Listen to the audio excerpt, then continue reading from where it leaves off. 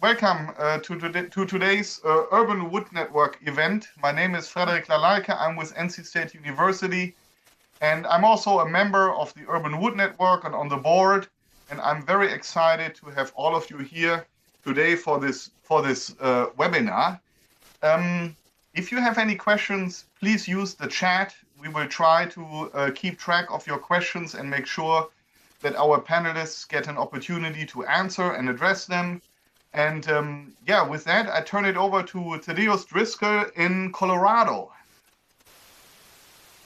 Everybody, so my name is Thaddeus Driscoll. I'm the Urban Wood Research Associate for the Colorado State Forest Service, and then I'm also on the board here at the Urban Wood Network.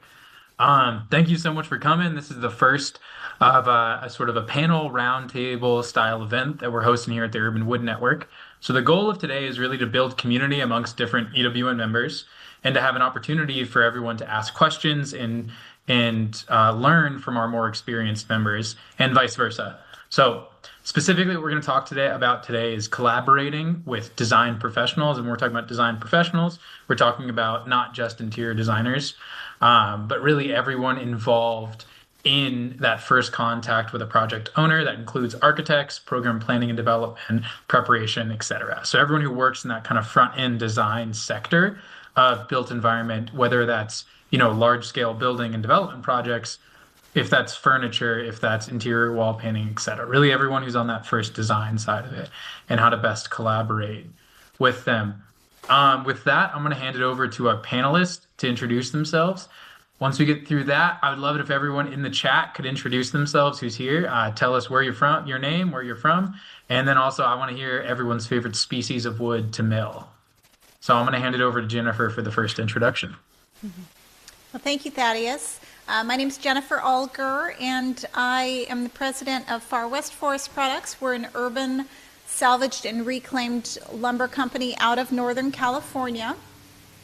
And so we have a store here in Northern California where we sell urban wood. We help others sell urban wood as well, or any woods that have that local chain of custody that we're able to tell with that sustainable woods. And we manage a platform called Ancestry for managing that inventory and helping other people to sell it. And my favorite wood to mill is the wood that is selling. That's right.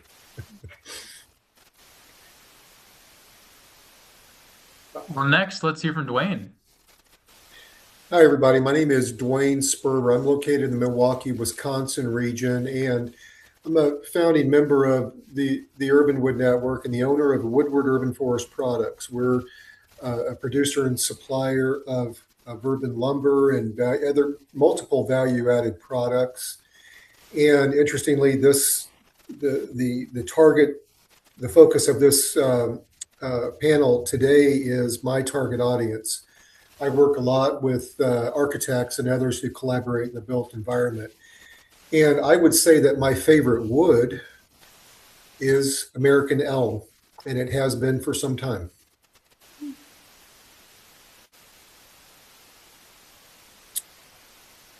Nice. Well, let's hear from Rick now.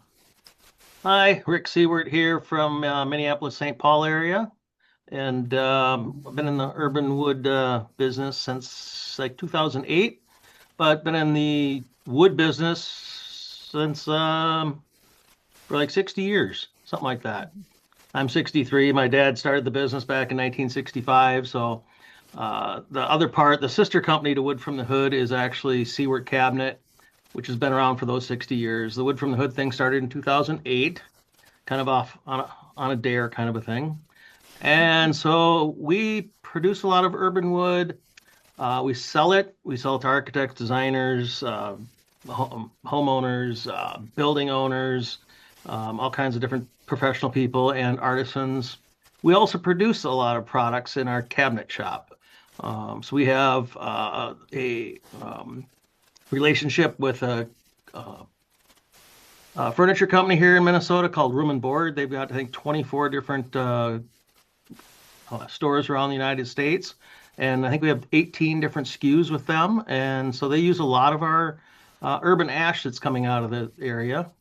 And since Dwayne said elm, I'm going to say walnut because that sells like crazy around here. Yes.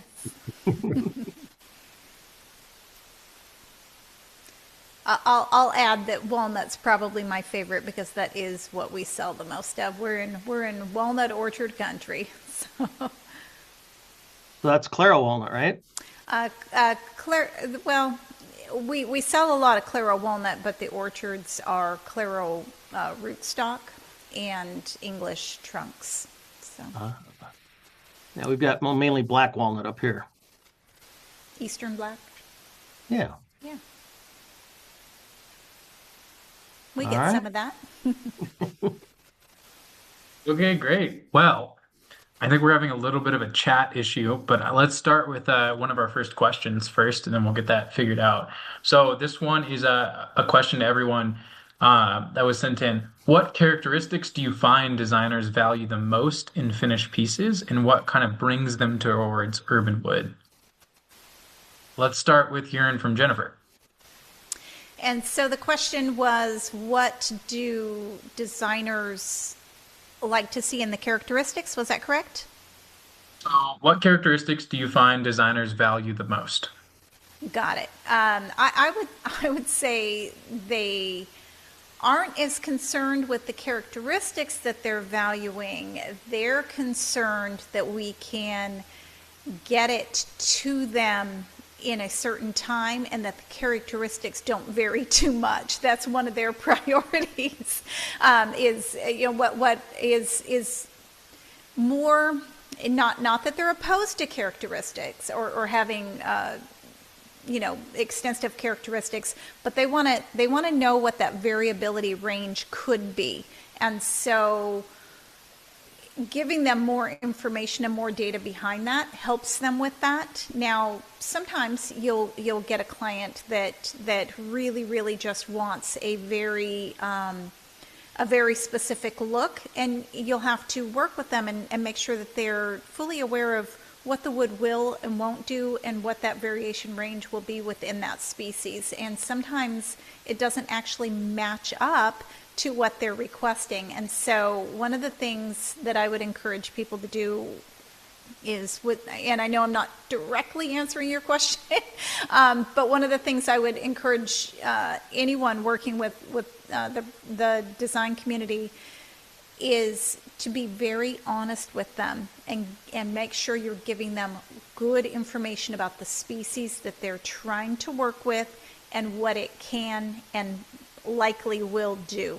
And so if you're giving them that information, I think that's, at the end of the day, may not be what they asked for, but it's what they appreciate the most because they're,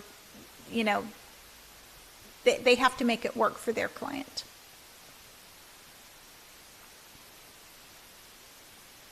They don't want any surprises. What are you thinking, Dwayne? Well, I think probably everyone participating in this call who has joined us in this panel has probably found the same thing, that rarely do you find somebody who doesn't like the idea of utilizing urban wood. And so I have found over 20 years that architects aren't necessarily rejecting urban wood. They're defaulting what is easy and low risk and already embedded into their workflow. Because as you know, their worlds are highly standardized, and rarely have they had to consider wood. And so all of a sudden, urban wood becomes very visible. They think, oh, it came from the Milwaukee region. Well, what's wrong with it? Or we're not used to that. So kind of pairing what Jennifer said is what I've learned is they want to know, can I specify it confidently? Will it be available when I need it? Who stands behind it? And how can I write that into my document? And I've just kind of described what my presentations include. It's everything that Jennifer said. You need to make them feel good. And I'll tell you what, the first time you say you can show up with all clear material, that's going to get you. And one thing I'm big on, which kind of getting into the nuts and bolts, I'm very big on samples. In one of our largest projects, I made full-scale mock-ups of samples to introduce what can show up what they like about that, what they don't like about it. So it's really kind of drawing them that picture. And I would like to say that our mission here, being an Urban Wood Network member, that is certainly a consideration. But I'll tell you, it comes secondary. You've got to perform, you've got to show up and make it seamless. And one thing I wrote down here is that my purpose is, how do I remove risk? That's the goal of my meeting. How do I remove that risk that might be perceived by a specifier, by a project owner, by anyone who collaborates?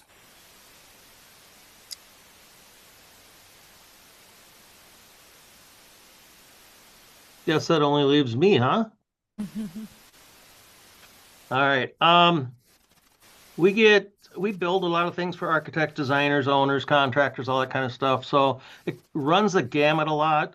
We've had projects where we've basically had a specification from an architect, and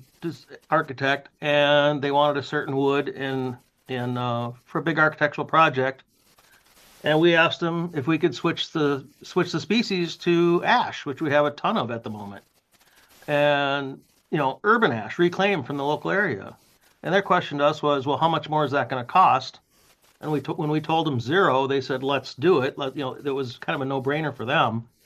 And they had specified white oak. So, it was a good deal for us. It was a good story for them. And they wanted it all clear for the application that they wanted it. We happened to have it. So, we said, yeah, we can do it, at no upcharge. We've had designers, architects specify rustic material for a big casino project we recently did. And when we asked them for a spec or picture or, what do they want, all we got was basically a rendering. And that rendering matched perfectly with a bunch of rustic ash we had laying around. So we ended up using like 5,000 board feet of rustic ash for a huge casino project. And it kind of varies all over the board, but like what Dwayne was saying, as long as you explain to them what they're going to get, how it's going to come, what they can expect for lengths and widths and everything else, you got to tell them all that right up front. Urban trees are grown for, shade and other purposes before they become wood. So they're not out in a forest, growing 40 feet tall. They're on our boulevards and everything, and they trim them up 8 to 10 feet. So, if we get 8-foot clear lumber, we're jumping up and down. If we get wood off a golf course or something, we might see some 12-foot stuff, but communicating with the customer on what they're going to get. We do deal with a lot of customers where they have trees coming off from their property, and they want to use it in their building or in their space. And we have the conversation up front about what's going to happen, what's it's going to look like, and we'll shoot them samples of things because we can look at the tree and kind of know what's going to show up. And most of the time, they're more than happy with that. They they love the character and they really want to tell that story. So typically, the architects and specifiers and that they're kind of jumping up and down when they get to use their own trees on their own project, and they could care less, what it actually looks like. As long as they can tell that story and have that wood in their building, they love it.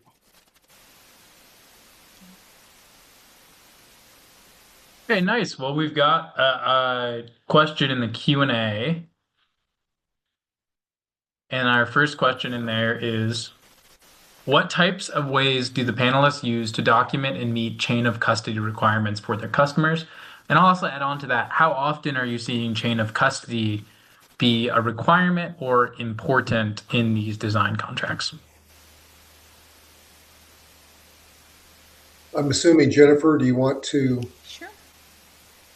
Yeah. Well, So what we do for chain of custody is, and I did not mention in my introduction that I've led a group, several of that group are on this call today, of people to put together standards for the urban wood industry that include chain of custody.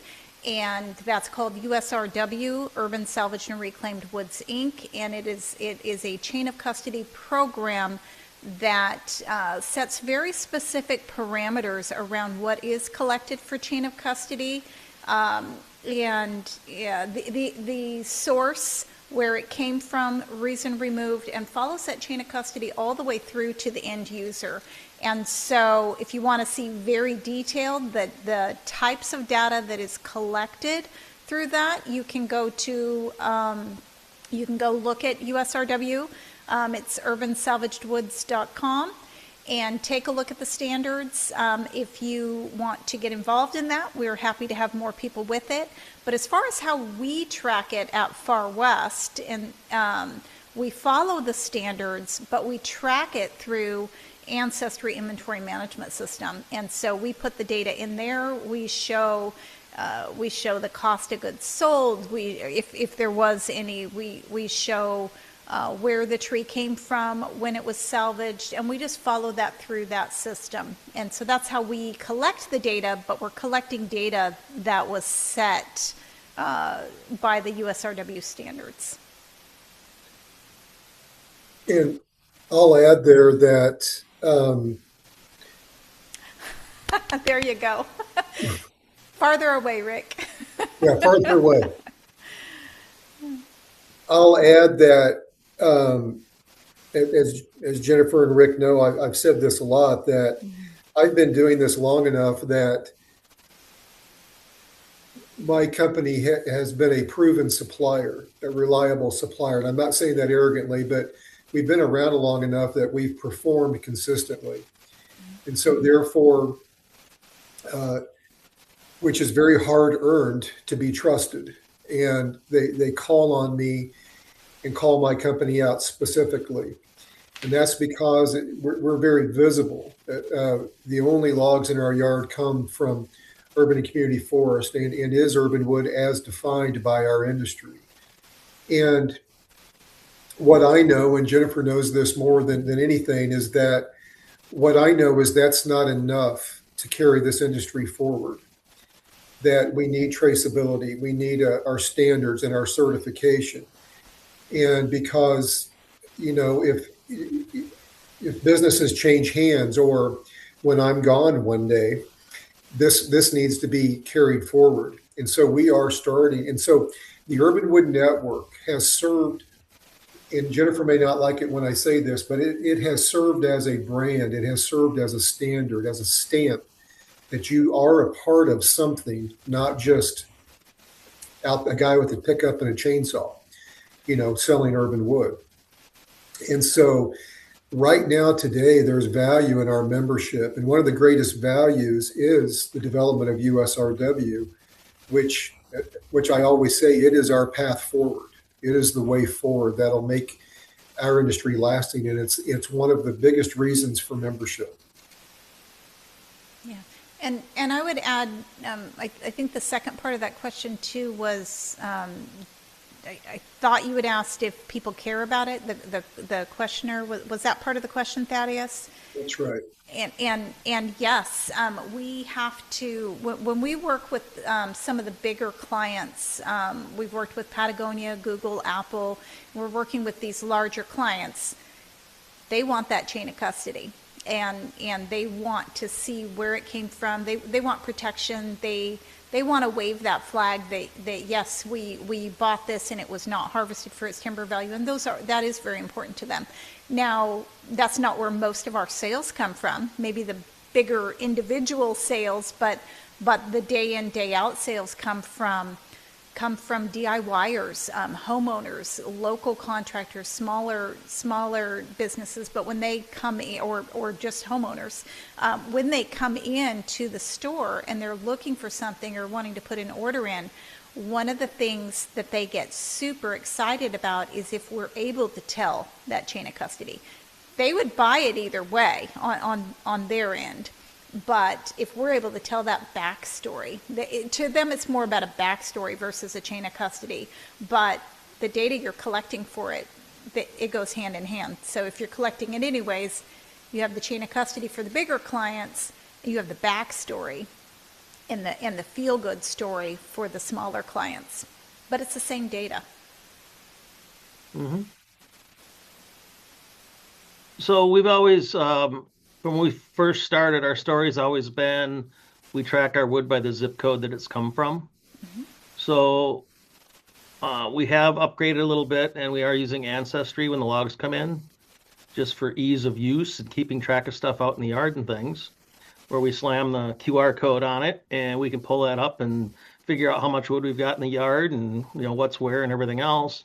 But we still tell the story to our customers of the zip code that the trees come from, and that's huge. So in our lumber store, when you go to the lumber racks, as much as possible, we will have the species, the thickness, the zip code it came from, and the city that zip code is in. Also on all of our home good products, we have cribbage boards, cutting boards, growth charts, charcuterie boards. I'm missing a couple things, but on the back of all those products, we put one of our stickers on the back that will actually tell you the species of the wood, the city it came from, and the zip code that it came from. So actually, sometimes once in a while we'll lose a sale because I didn't have the right zip code. It's like, well, can't you go put the right one on? It's like, no, that's not how we work. But the zip code thing has been huge for us and our customers. The bigger ones where we're doing casino work or something else with a big architect, they kind of know us. We've been around, the Minneapolis area for over 60 years, as far as the cabinet shop goes. And so we've got trust built up with a lot of different, local architects, specifiers, and contractors and building and business owners around town. So, they appreciate that too, but to them, it's more about the story of just the urban wood. But to kind of our home good customers or our people that come into the store, they love seeing the zip code thing on there. It's fantastic. So the trackability, is great. And I would add to that, they love that story, but one of the things that when I'm interviewing or asking, architects or anyone in any design professional, when I ask them if it has to be urban wood, some projects require urban wood, some require a very specific source or salvaged or not harvested for its timber value, but more often than not, it's important. And sustainability and it being urban wood opens the door. But for the most part, it just opens the door. It doesn't guarantee the sale. They don't have to have urban wood for the project. They're interested in it, but they don't have to have it. And so the sustainability in urban on most projects gets the attention, but it is not what closes the sale. You need to have all that other, like Dwayne was saying, that data. Dwayne and Rick were both saying, the images. Get the inspiration images. Find out what they're really wanting, and then make sure that you're delivering what they're wanting. If your product can hit those targets, if your product can't, be honest with them up front. Some of the things that make or break a deal would be lead times. Can you really get this? What is the consistency of the thickness and the variability of the product, and making sure that they feel very, very good and comfortable about it. That's I think what closes it.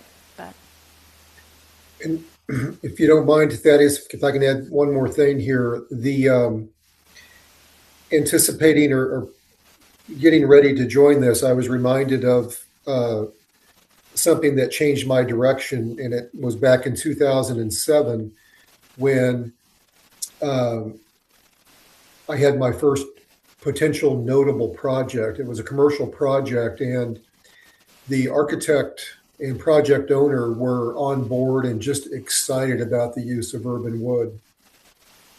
And this is, as you all know, in kind of the early days. And once it got to the general contractor, they refused to use it. And the point I'm trying to make here is that, that general contractor puts their name on the products, and they were uncertain about the origin and, the standards and how was it milled and dried. And so, and this person told me how he felt face to face. He was not a very nice guy, but it didn't discourage me. It inspired me and was the beginning of really knowing that we need standards. We need an association to help define this, to build that confidence in people. But the main reason I brought this up is that when I reach out to the architect, and many times my story begins with the project owner, the developer or the owner, and then transfers down to the architect. This information needs to, especially now that I consider us still in the early days, so to speak, it needs to transfer down to that general contractor as well. Because I've had, I go back a lot of years here in this example, I've had contractors say, what is this blankety blank stuff that just showed up? And I've had others call me and say, it doesn't have enough character. So that information really needs to be transferred down. And our most successful projects are when myself, the architect, the project rep, and the owner are in the same room. And I try to kind of demand that from the beginning, that communication chain is there. And as our industry grows, USRW gets strong, and as we all become more standardized, that's going to get easier and easier. Yeah. I've also learned that they like to hit the easy button. And I think your contractor wanted to hit the easy button. They wanted to do what they had always done, buy from whom they always knew, something that they knew who to call when something went wrong. They knew all the steps. And so that's why if you want to sell to the design community or design professionals, you need to help them hit that easy button. Make buying urban wood easy for them by giving them all the information. They know what to expect. They know what to expect, when to expect it, and they know what to expect afterwards. And just knowing that you're going to be there. And also, I would say, if you want to sell to the design community, don't expect to start having the conversation and start shipping wood in 2 weeks. That's not happening. So those are your smaller sales. That's your get your other stuff for your cash flow, because those are very long cycles. A year plus is not uncommon. 2 years. We've worked on projects for 3 years before we saw a dime. So relationship is everything. Long sales cycles. Build that trust. Stay consistent. Stay visible, and keep working with them. If you're called in 2 or 3 years before ground breaks, be thankful. Yes. Because it gets us, we can prepare and plan, and it makes it easy. The secret is getting a lot of those in queue, coming up. So.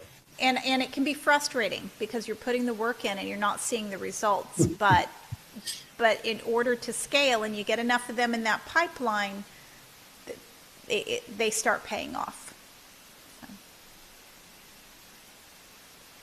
Okay, great. Well, our next question is from Benjamin Abadir. And it's, when do USRW standards go into effect? And before we start answering that, I want to let everyone know, if you raise your hand, you're welcome to ask a question live, and we encourage it because this is a collaborative conversation. Yeah. So we can put your camera on. So feel free to raise your hand and we'll start getting some questions in. USRW standards, I think, we're giving a lot to Jennifer this time, but that might be the best one for you to answer first. Great question. Task Force has given some feedback. We've piloted it. That data is back in, or has been edited to the best of what I understood and one other person. We are getting ready to meet with the rest of the task force and say, did we nail it? Did we accomplish this? Is this what we want to put out? Exact time frame, you can use what's there now if you would like to, and people have. I've used that exact chain of custody method for Google, and they accepted it. But there are some gaps in the current one that's out there now. There are a few gaps with the chain of custody that were discovered during piloting, and then there's also some difficulty in gathering the data for some professionals regionally across the nation. And so those things are being edited. Exact time frame, it depends on the task force. Sorry for the vague answer, but that is where we're at. But overall, it's very positive motion forward, correct? Oh, yes. And people are using it. People are using it to close deals now, today. They're using it to track chain of custody now, today, or to know what parameters to hit. Okay, great. Well, we've got another question. So this one's from Tim. What are/were some of the best ways that the panelists have used to form their initial connections with the design community? How have you kind of gotten into the door? And I'm gonna say let's start with Rick. Oh boy. Uh, so we may have had it easier than some because of the cabinet shop we had first. So having the cabinet shop, we could build, anything we need to for local architects, contractors, owners, and things like that. So, we just started asking the question, would you like to use some urban wood on this project? And that starts the conversation of, well, what do you got and what's this and what's that? And, if they want to start talking about it, we get them in. And like Dwayne said, we just show them samples of different things and, try to kind of get into their head on what they're looking for, see some inspiration photos and then try to guide them to something that we have in stock, that can work for their project. And so that works. That's worked very well for us to get in that way for existing clients and that. We've also, made contacts through the Urban Wood Network, where we've established relationships. Our room and board relationship came out of the Urban Wood Network. Where we started making tables and different products for room and board. And in the start of that process, we didn't have all the lumber that we needed. They kind of pulled a little sneak attack on us and ordered more than we thought they were going to. So I had to call up Dwayne and get some ash from Dwayne because I didn't have enough. So, being in the network and knowing people around and knowing, Dwayne's fairly close to us. And, we collaborated and all of a sudden, we ended up with a bunch of ash and stuff that we needed for a project. So, and it kind of works both ways, which it's kind of nice, to be able to talk to people, across the country and stuff. I know I've had to get things from a Jennifer too down in California that, I didn't have access to here. And somebody wanted these big outdoor benches in a single piece. And I didn't have any 24 by 24 inch, locally reclaimed cedar in my back pocket. So I called up Jennifer and she sent some up. No problem. So we try to get into into their eyes early and often. We've got the retail products out in stores and things. So people start asking questions. Architects ask questions. Designers ask questions like, where'd this stuff come from? What's the backstory? And they get curious. And actually, we get a lot of jobs through, the cutting board they bought at the co-op. And all of a sudden they start, making inquiries to us and it leads to jobs. So, and we do quite a few stuff just comes in on our, info at emails and kind of, I don't know if we want to call it a cold call, but, just we've never met these people before. They just kind of call in. They want something made out of their tree or urban wood and one thing leads to another. And we built a game table for a guy a year ago. All of a sudden he came back and today he wants 6 more. It's like he's opening a business, some gaming business. So, but it's kind of crazy where all the sales come from.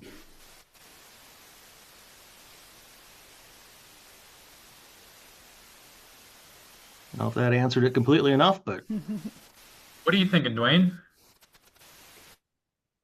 I've been doing this a long time and I've been through every business model related to urban wood there is. And I think I've discovered the way I'm structured now is kind of uniquely. I'm in partnership with a sawmill and I work in every sector. I work with municipalities and private tree care companies to introduce highest use disposal options. And today, the logs just keep coming in. And that allows me time, the mill allows me time then to focus on the target market. And I don't have necessarily a retail environment like Jennifer or Rick, even though they work with architects as well. But the bulk of my time is in presenting to and seeking out architects with no project in sight. I network. I've learned the necessity of networking and being involved. I'm a member of AIA Wisconsin. And so the bulk of my job is in case there's I'm people sorry. on the panel that aren't familiar, could you clarify Yeah, AIA? the American Institute of Architects, the Wisconsin state chapter. Thank you. And thank you, Jennifer. And so the bulk of my time is spent with those who don't buy my product, but those who can specify it. So back in the early days, I was introducing many of the things that we've talked about today. What is urban wood? Why is it important? What can it look like? What about lengths and other characteristics of this resource?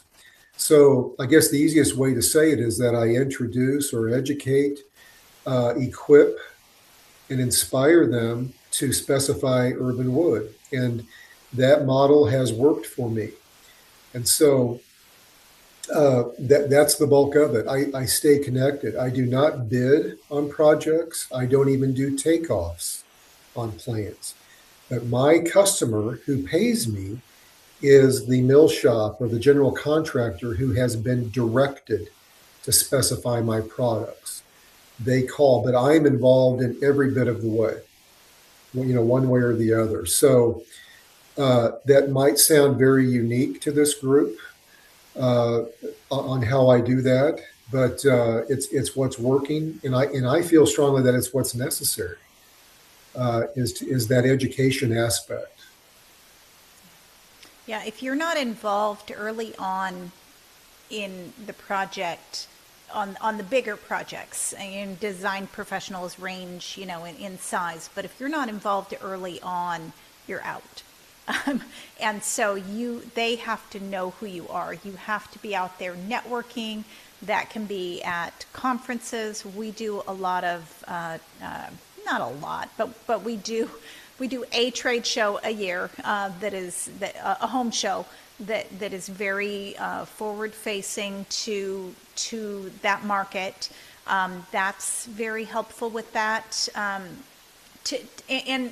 And one of the things that we kind of focus on is to reach that whole architect, engineer, contractor community, shift their mindset, or we shift our mindset basically, where we're not necessarily selling a product, we're enabling specification. And so really because sometimes they're so pigeonholed in, sometimes you can get them to change the species, like Rick said. Sometimes you just can't get to that right level and they cannot change the species. And so both happen and both are realities. And so just being there from the beginning, and I mean, one of our biggest things too is a lot of our competition is non-wood products, engineered products. But so we're competing against that, but we're also competing against traditional wood that's very easy, very standardized, very off the shelf, catalog type stuff. So helping them hit that easy button, I think is very important. But most of our clients find us through social media, even the bigger architects, even some of our biggest projects, Patagonia, they found us on social media, and they come back because they like what we stand for. It matched something, and we have a really rustic. It's not this polished, smooth, fancy Instagram page. When I tried to make it fancy and polished, and all the pretty graphics, we got no following. Nobody was interested. So we were raw, we were authentic. Showed the behind the scenes. Show my dad with the chainsaws. Show the mill sawdust flying. And the architects love it. That works for us. That may not work for every different entity. It's just what's worked for us, and so that's what we lean into. You can get a feel for that from the people you meet, but our log pile begins with a municipal dump of an entire tree productions in one pile. And that is my favorite place to be. It's my favorite image to see, because beside that is a pretty large log yard. And then we take them into the mill, and that really seems to capture them. And one thing I wanted to say, that when you were younger, there was somebody older than you that said, everybody puts their pants on the same way. Sometimes you might think it's hard to walk in those doors of an architectural firm or a developer, but I'll tell you what. This story really resonates, and sometimes my confidence is a little fake. It's scary for me too sometimes to walk in there, but sometimes that's what it takes. Good old-fashioned work, it just does. And follow up. Answer your phone. That's it. Well, And follow up afterwards. And this is a mistake I made early on, is I would sell it and then I'd be just like, I'm afraid to reach out, or I'm afraid to say anything. No, no, no. Very bad, very big mistake. Follow up. Stay in front of them. And not just to follow up to make sure everything performed well. That's great too, but get a newsletter, let them know what's going on, keep them up to date, send them a Christmas card, stay in front of them. How can you stay in front of them? Be where they're at. They're, like Dwayne had mentioned, the AIA conferences or different things like that. Be where they're at, the people that you want to sell to.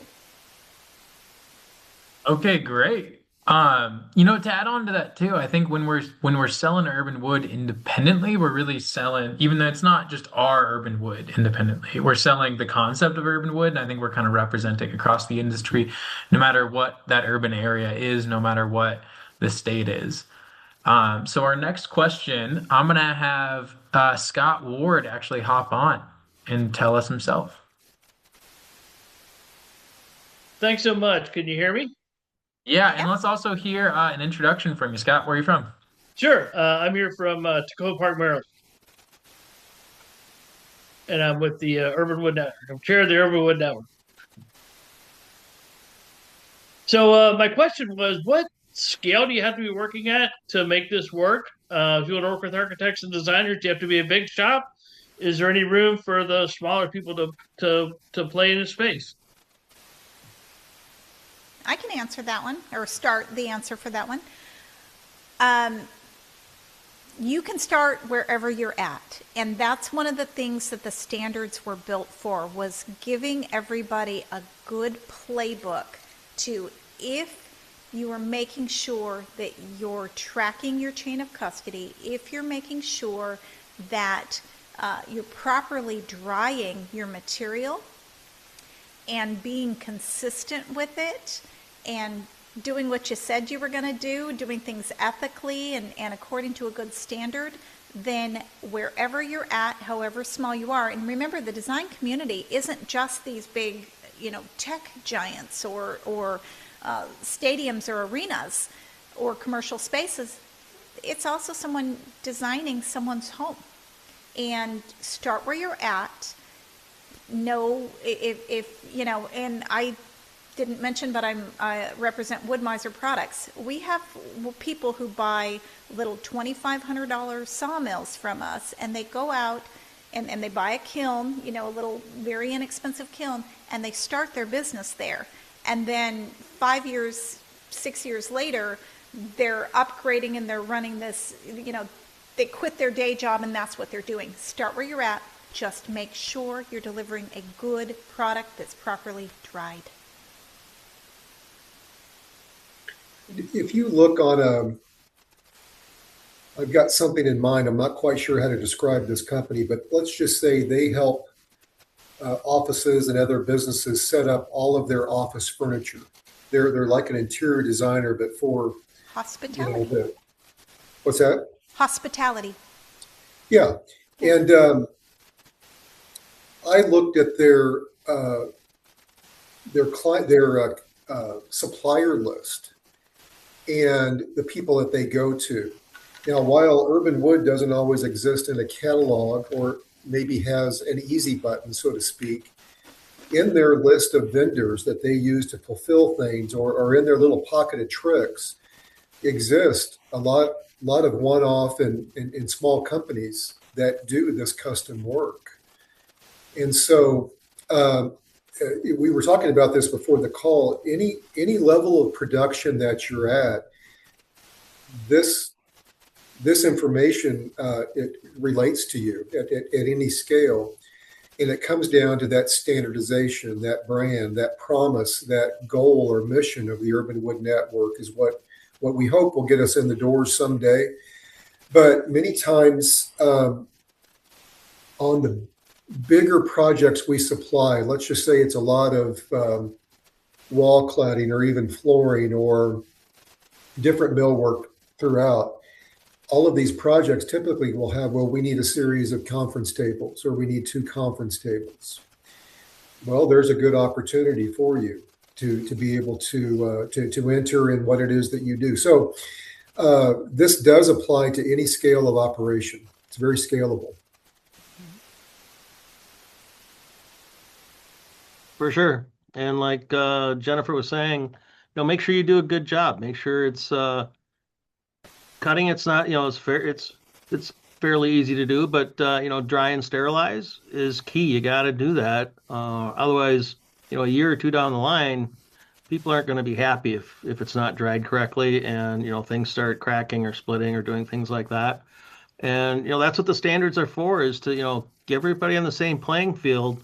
And so they're doing those things, because people that are going to try to cheat the system, or take the shortcut and not dry it correctly, and then things are not going to turn out well in a year or so, and as the seasons change, and that could give us a black eye as a group, and we don't want to see that. That's why we'd really like to get these chats together and talk about this stuff, and what's really important for all of us to be successful. And one of those things is the sawing, the drying, the sterilization of this stuff, just to make sure that we're all in the same level playing field here, and it's just good for the whole industry. And many of those resources on the topics that Rick mentioned are available on the at the Urban Wood Network, our website. So Yes, there's a lot of good information there. Yep. I will add that this is the biggest lesson that this group has learned on this, because back in the early days, and from the perspective of the Milwaukee area, when the Emerald Ash borer came, what a great and noble idea it was to capture all of these logs, ash or otherwise. And around 2005, 2006, warehouses and barns and garages were filling up full of lumber, and figuratively saying, there was a wood for sale sign out front. And many of these businesses came and went because of everything we're discussing here, those standards, that pathway, that what have you. Now, I do know there's smaller companies that can exist and survive and be successful this way on perhaps a comfortable scale for them.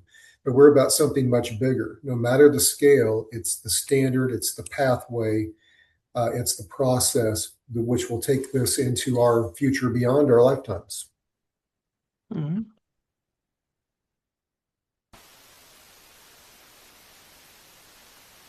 Okay, here's our next question. So, is the live edge craze over? And if so, what's next? What's on the horizon for the next big thing in urban wood and woodworking? Let's hear from you, Rick. All right. Well, we still do quite a bit of natural edge slabs. I think it is slowing down a bit. Maybe more of the epoxy kind of stuff, I guess, we're not seeing quite as much of that as we used to, but we're still seeing a fair amount of the natural edge slabs and stuff. But I think it has peaked, and it's maybe on the downside. One thing that is new for us, well, it's not super new. We've been dabbling with it for quite a few years, but that's the thermally modified wood.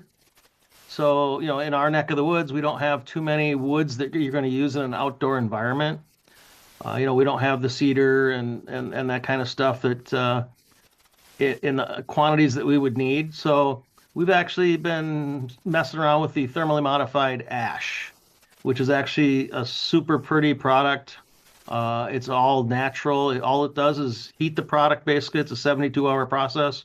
Brings it up to like 195 degrees Celsius, comes back down.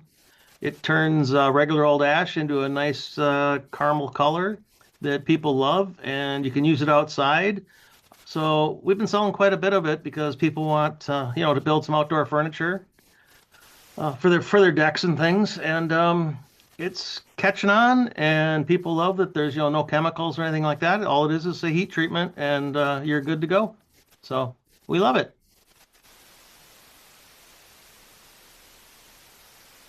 We've, Well, I've been we've, saying that live edge has been dying off for 15 years as compared to what it used to be, but we're still selling an awful lot of live edge slabs. Live edge cookies, burl cookies with the live edge around them, a lot of that. So is it dying off? Yes, but no. I mean, it's still here. One thing we know is we can always cut the edges off, and wood doesn't go out of style.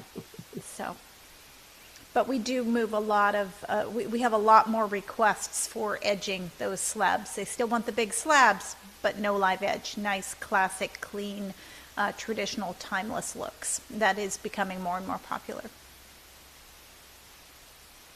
Back in 2017, I began working on an observation I've made was my company is not formed or even insured at the time to install products. And I was on a commercial high-end project that had very little wood in it. The flooring was what I'll call snap and click. The siding was, or the trim works, there was a lot of marble and stone, but this developer wanted there to be a sustainable element. And each unit, this was a 4-story high-end luxury apartment building, and each unit had 3 urban wood shelves in it. And what I learned from that was, number one, how fast the construction industry works, how these general contractors are there to get this thing done, and how easy the non-wood products, how accustomed the contractors were at installing it and how quick it went.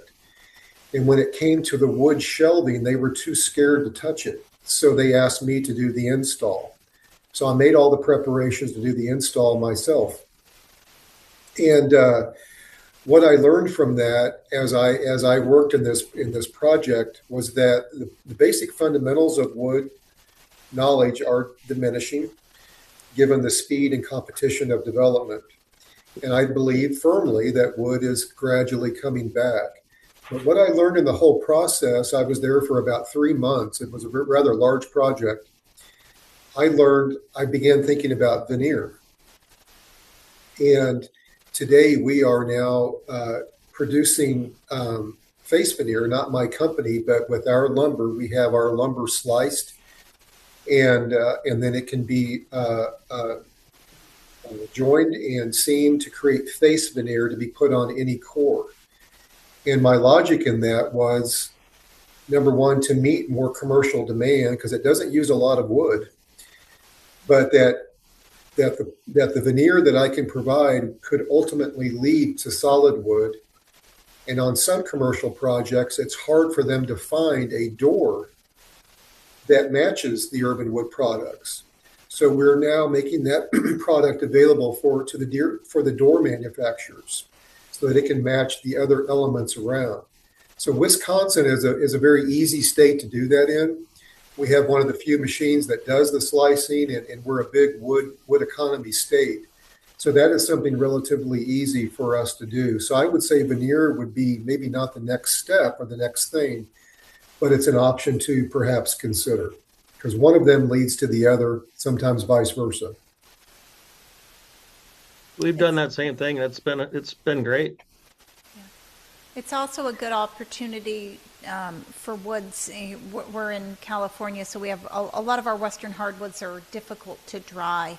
And so it's a good way to utilize woods that are difficult to dry by getting into those thinner slices and getting them, using them that way. They have beautiful character, but maybe don't perform too well in many applications. And I hate to say this out loud, but it does offer an option of more predictability, of greater predictability on appearance. Yeah. And I have to be careful how I broadcast that. Okay, great. Well, we don't have a ton of time left. We have one question that's a little more about wood products, and then we have another question that is about software systems and inventory. So I'm going to start with the wood products question while we're on the topic, but let's keep in mind that we also have that final question. Um, this one comes from Tyann Zames. Can you expand on the thermally modified woods? Here in Milwaukee, we get lots of projects for outdoor classrooms, and we also have a lot of ash. Or is there more information on how to do this process on the UWN website? I don't believe there's anything on the website. It's kind of a specialized thing. There's a few kilns around the United States. There's one in northern Minnesota that we use. I don't know if Dwayne knows of any over in that area or not, but it's a pretty basic concept. You can pretty much thermally modify any type of wood. We cut it, we dry it down to the 6 to 8%. Then we send it off for the thermal modification process, which I say the actual process only takes about 72 hours, but the kiln holds 8,000 board feet of lumber. And they like to run that kiln when it's full. So that can be a little bit of an issue, waiting to get that run. If you got a big job, it's not a problem. But like even Room and Board, one of our big furniture manufacturer companies, is starting to use thermally modified ash in their outdoor applications because they want to get away from the tropical rainforest stuff. They want to get away from Ipe. So they're starting to use the thermally modified wood instead of that. So it's a pretty simple process. It's getting bigger and bigger. If you Google it a little bit, you'll find out more information. But it's been around for, I believe, 35, 40 years. Started over in Finland, I believe. And I will stop right there. If I could briefly chime in here, if you want to know more about it, there is a thermal wood handbook that was published in Finland. It's in English. It was published in around 2005, maybe. So if you look for the thermal wood handbook, it provides a really good overview of the different processes and how it's done. And if that's not enough, reach out to us, and we are happy to guide you to more sources of information there. And Frederick, I don't recall if you gave your background on why you would be the expert to know that knowledge. Did you do that at the beginning? I think I missed that. I was too excited. I think you did. So I'm an extension specialist and associate professor with NC State, so with Wood Products Extension. And Jennifer is right. It's one of my duties, my jobs, to advise people about different technologies that are out there. And thermal modification and drying is one of my areas. Thank you. Thank you. Okay, great. So our next question, with Trace, this one comes from Benjamin Abadir. With Trace software/system being shut down in July of 2026, other than Ancestry, are there any other cataloging software out there to keep track of inventory and also to market any available urban wood that I have available? Currently, I'm using an Excel spreadsheet.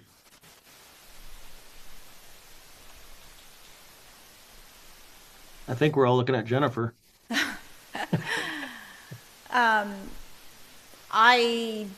There was not one on the market when I started building Ancestry, and so there was not one on the market. It's why I built it for our industry. We sell it as a SaaS subscription, but what we did before was Excel spreadsheets, Google Sheets.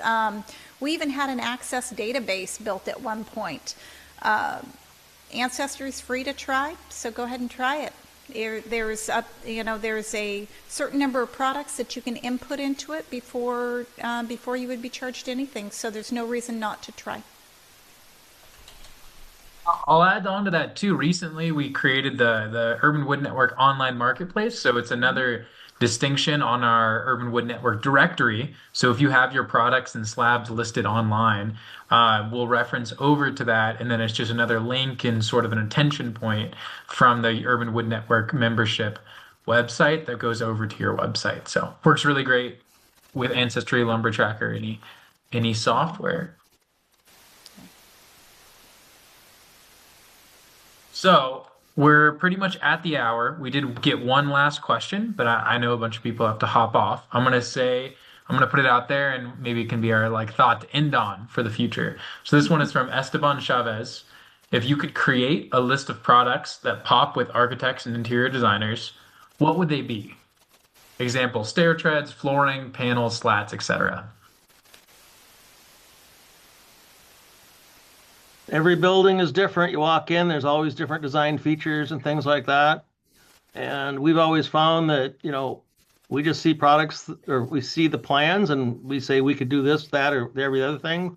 Every time we've tried to come up with a product to sell to like an architect or designer or something like that, it's failed on us. We've done home good products which sell because, I can sell those to, people with kids and this and that. But as far as, an architectural type product, we've really never had good luck with that. We tried flooring for a while, that didn't work. We tried tables, that a line of tables, that really didn't work. But cribbage boards and growth charts, we sell the crap out of those. That's actually kind of a good point because coincidentally, I'm giving a presentation tomorrow to an architectural firm, and one of the things that I'm really hyper focused on is, as we were saying earlier, this community is used to a system. They're used to the easy button. And what I need to now, if you ever hire a contractor for your home and the person says, "Yeah, I can do anything," you got to be aware of that guy or girl. Well, we can and have produced nearly any wood product. But the point of it is to equip and inspire the architect to make sure the base material, the raw material, is urban wood, because that urban wood can fit into a commercial Armstrong ceiling system. It can go into a flooring. The veneer can go onto a door. So it is all about the basic wood product. And Rick's right. It's difficult to fill a warehouse full of flooring and try to sell it. It's to focus on one area. So we have the capacity to create nearly anything. And many times my company, those contractors that call me that have been directed to use my product, many times they'll either buy the lumber and take it on to the next product on their own, or we provide a product that's ready to be installed. It's whatever they want, but my baseline is urban wood, its origin, its story, its processing, on and on. So, but it is difficult to say, yeah, I can do anything. But there is a way to introduce that. Or maybe you have your particular focus. Sorry, Dwayne. I would say as soon as you build something or prepare a large inventory of something for an architect or the really high-end group, they're going to want something else. So whatever you make, they want something else. They want something very specific to this project. They want to put their name out there, that whatever is standard, they want to tweak it just a little bit.